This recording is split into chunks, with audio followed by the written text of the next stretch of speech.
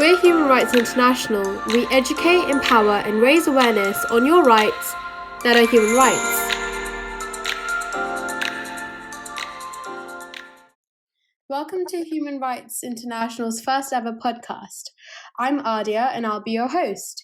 Just a little bit about me. I'm a second year law student at the University of Portsmouth and have been a volunteer at Human Rights International for 5 months now as a volunteer legal journalist. I'm now also the head of podcasts. Joining us today is the founder and CEO of our organisation, Klaudia. Klaudia is a research assistant at the University of Glasgow. Klaudia, would you like to introduce yourself further? Yeah, sure. I am a 22 years old leader with 7 years of social activism experience who always speaks up about what others don't. I basically empower women, youth, and disadvantaged. I am also a founder of the first blog about human rights in Poland. I've gained international experience at 7 different universities, such as Harvard and Columbia.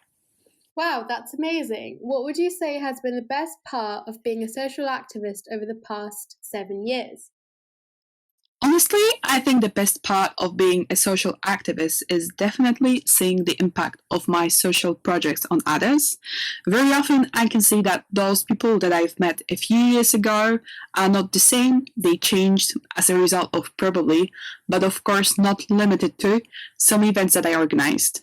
The reason for that is, I suppose, the fact that they could meet other people, encounter different ideas, opinions, and in more general, they just felt empowered that they indeed can take their life in their hands and, just take action.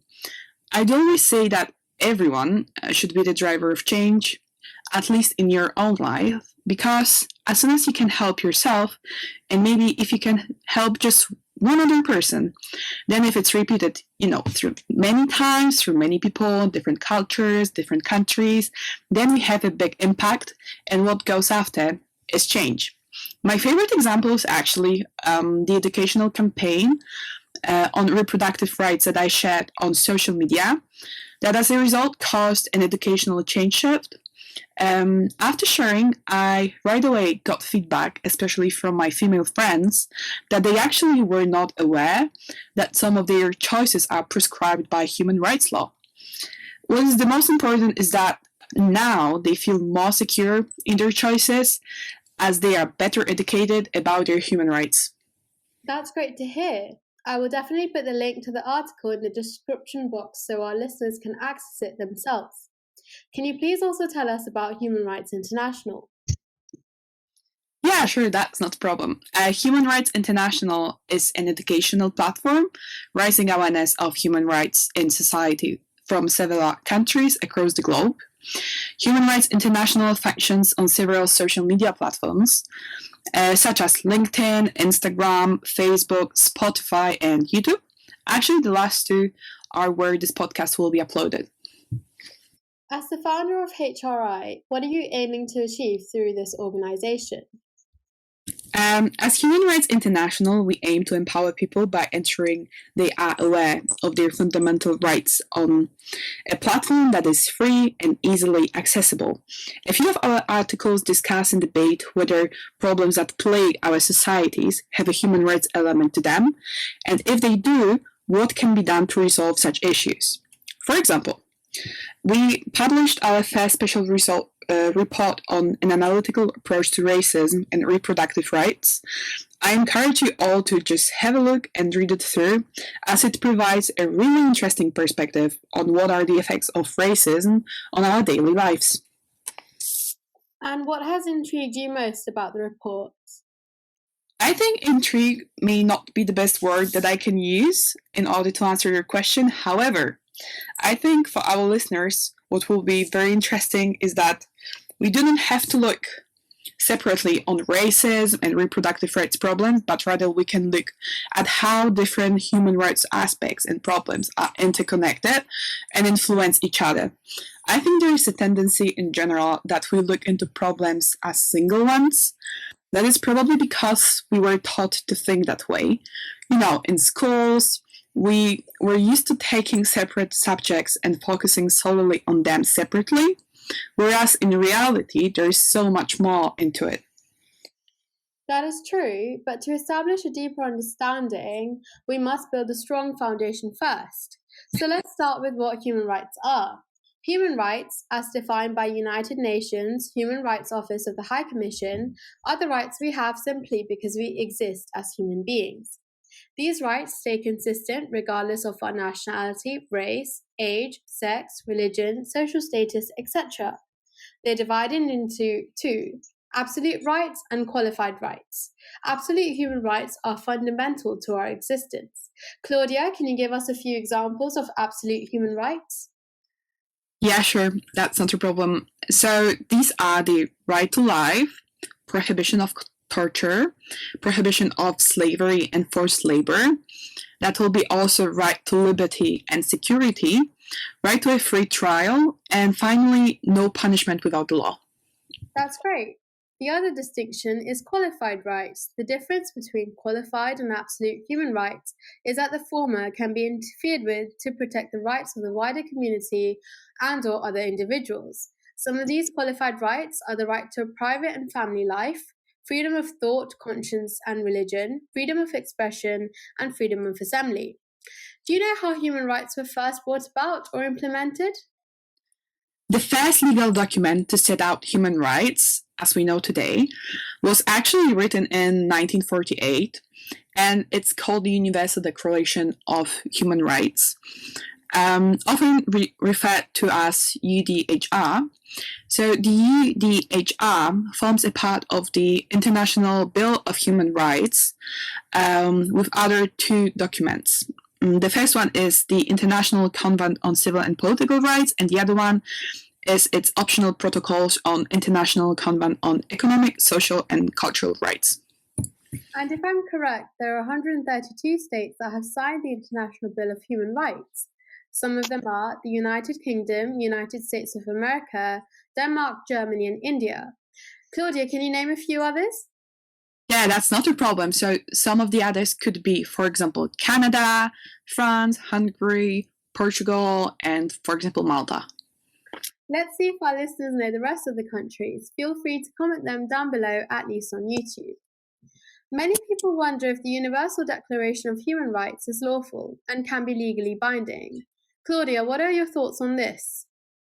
So, in general, the Universal Declaration of Human Rights, although not legally binding, the contents of the UDHR have been elaborated and incorporated into subsequent international, for example, treaties, regional human rights instruments, and national constitutions, and some legal codes. All 193 members of the United Nations have ratified at least one of those 9 binding treaties influenced by the declaration, with the vast majority ratifying 4 or more, actually. While there is a wide consensus that the declaration itself is not binding and not part of customary international law, there is also a consensus, on the other hand, that many of its provisions are binding and have passed already into customary international law, although courts in some nations have been more restrictive on its legal effects. Nevertheless, the UDHR has definitely influenced legal, political, and social developments on both the global and national levels, with its significance partly evidenced by its 524 translations, the most of any other document in history. Wow, thank you for that, Claudia. I didn't know that the UDHR has had the most translations in history. In addition to the UDHR, the International Bill of Human Rights ensures the human rights specified are enforced and applicable in member states and across their borders. This means that their application remains consistent. However, this is not true in many instances.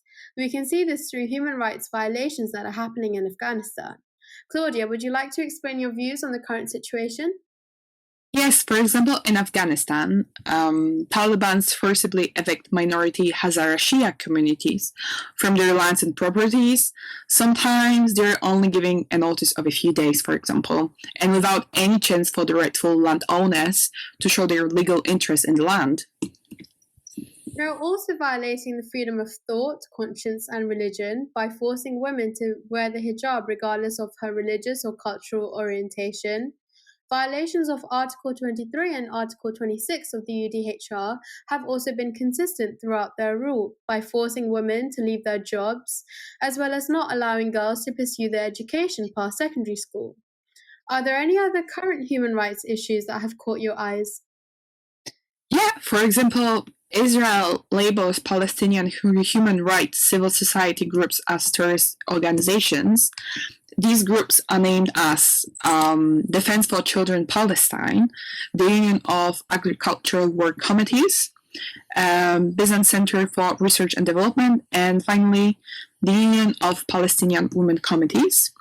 2016 statute authorizes Israeli authorities to close their offices, seize their assets, and arrest and jail their staff members, and even prohibits funding or even public support for any of these organizations. The Israeli Ministry of Defense actually claimed that the groups were linked to a left-wing movement, the political party that carries out attacks against Israelis. These groups were allegedly receiving large sums of money, actually from European countries and international organizations. So, what do you think the consequences of this will be on civilians who have been relying on the work of these organizations to support them? Additionally, if these organizations are proven to be terror-inducing, does Israel's approach comply with the absolute human rights that all individuals are entitled to? I think if they are given a fair trial and are treated humanly, while as being imprisoned, then their approach will be okay. However, if they torture them and treat them inhumanly, imprisoning them without evidence to prove that they are actually terrorists, then they will be committing an offense. Thank you for sharing your perspective with us, Klaudia. Thank you for listening to the first podcast with Human Rights International. Stay tuned for our next podcast next week. Don't forget to introduce yourselves in the comment section below, and feel free to follow or reach out to us on LinkedIn or Instagram. Hope to hear from you soon. See you next week. Bye. Bye-bye. Thank you.